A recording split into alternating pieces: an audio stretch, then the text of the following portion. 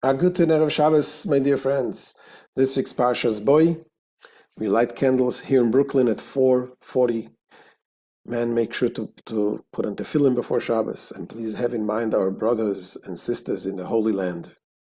This Shabbos is the 10th day of Shevat, Yud Shevat. It is the yortzeit of the previous Lubavitcher Rebbe.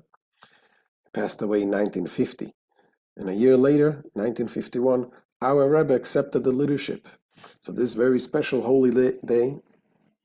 And then very first Farbrengen, the Rebbe told us that our generation is the 7th generation from the first Chabad Rebbe. And just like Moses, who was the 7th generation from Abraham, his mission was to bring down God down to earth by the giving of the Torah.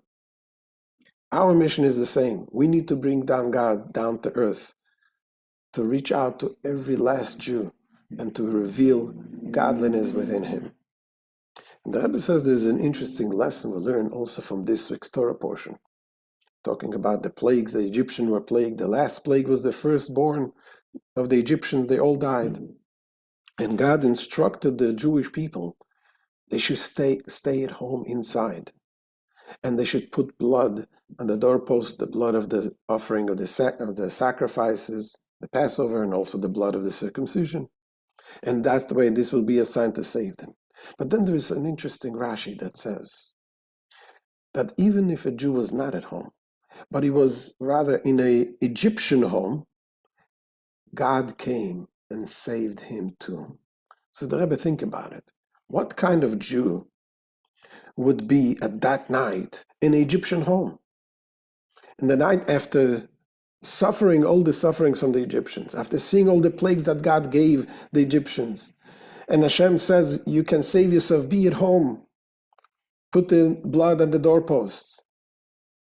What kind of Jew would be hanging out in the Egyptian home? Obviously, we're talking about a Jew at such a low level who couldn't care less, who is in such a low place. Hashem comes and Hashem says, I am coming down there and I'm going to save him. Says the Rebbe, what is the lesson? The lesson is that even when we see a Jew in such a far place, we shouldn't say, this Jew is a lost case. If he'll come to my seminar, I'll make him my synagogue, and if he's interested to learn, to teach, I'm going to teach him. But if a person who is lost in a place like that, forget about it. Says the Rebbe, if God himself was able to come down to this situation and to give and to go and save that person, certainly we should do the same. Have a good Shabbos. All the best.